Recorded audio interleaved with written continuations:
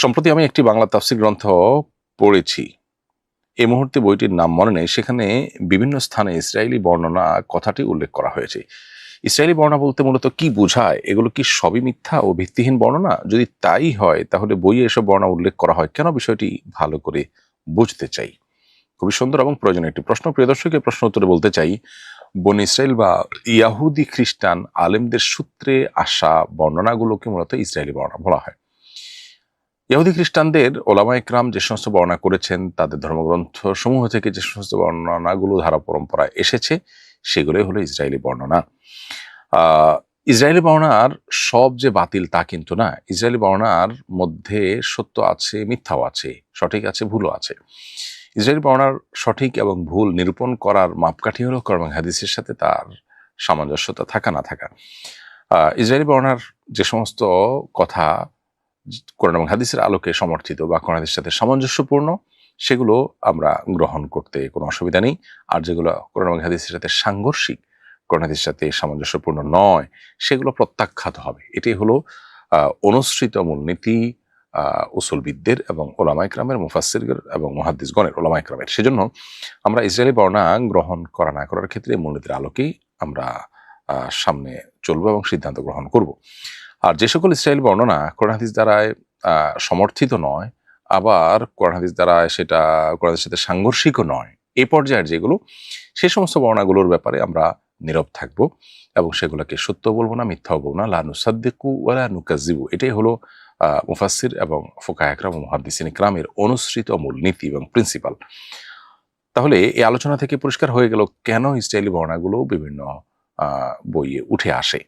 কোন ইসরায়েলি বর্ণনার উল্লেখ করার মানে এই নয় যে খ্রিস্টান বা ইহুদিদের বর্ণনাকে মূলত অথেন্টিকেশন দেওয়া হচ্ছে।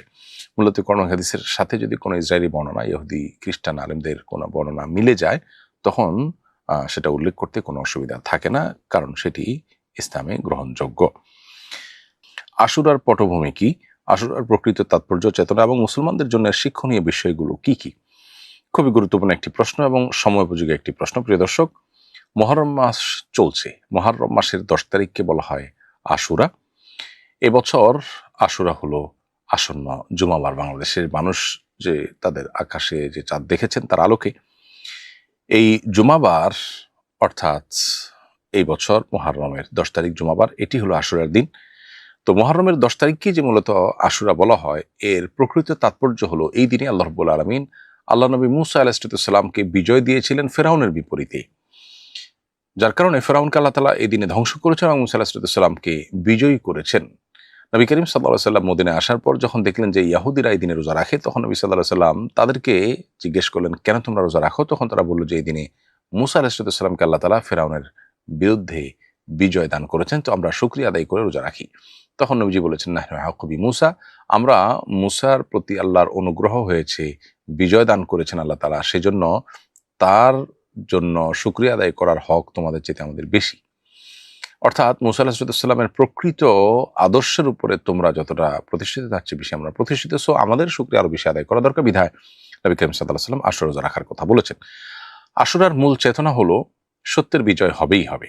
আমরা আশুরার যে মূল ঘটনা বনী ইসরাইলের সময় ঘটেছে, মূসা আলাইহিস সালামের বিজয় দানের মাধ্যমে এবং ফেরাউনের ধ্বংস করার মাধ্যমে, সেই একই দিনে আমরা দেখি ইতিহাসে একটি নির্মম ঘটনা ঘটেছে। নবী সাল্লাল্লাহু আলাইহি ওয়াসাল্লামের ওয়াফাতের পরে তার প্রিয় দৌহিত্র হোসেন রাদিয়াল্লাহু তাআলা আনহুকে প্রিয় তার পরিবারের সদস্যদেরকে সহকারে কারবালার ময়দানে নির্মমভাবে খুনি আপনার ইয়াজিদের বাহিনী তাকে শাহাদাত বরণ করতে বাধ্য করেছে।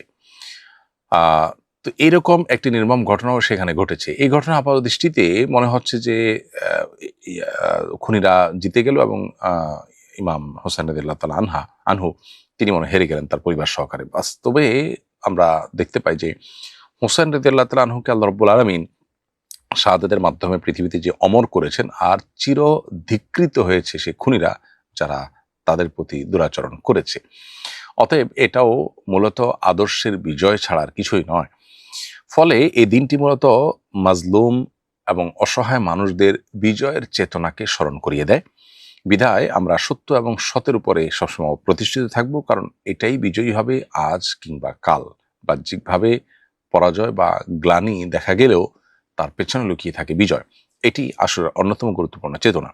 নবী করিম সাল্লাল্লাহু আলাইহি ওয়াসাল্লাম আশুরা উপলক্ষে আমাদেরকে রোজা রাখার নির্দেশ করেছেন। আমরা আশুরা উপলক্ষে রোজা রাখবো, তবে সেটি একটি না দুটি।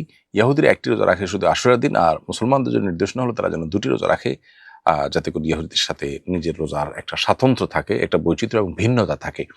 ইবাদতের ক্ষেত্রেও ইহুদিদের সাথে যেন আমাদের সামঞ্জস্যতা না হয়, সেজন্য নবী সাল্লাল্লাহু আলাইহি ওয়াসাল্লাম আমাদেরকে নির্দেশ করেছেন। দুর্ভাগ্যজনক বিষয়, আজ মুসলমানরা ইহুদিদের, খ্রিস্টানদের অনুকরণ, অন্ধ অনুকরণ এমনভাবে করছে যে ইবাদত দূরের কথা, পার্থিব বিষয়গুলোতে এমনকি পাপাচারেও আমরা তাদের অনুসরণ করতে পিছপা হই না। আল্লাহ তাআলা আমাদেরকে বোঝার তৌফিক দান করুন।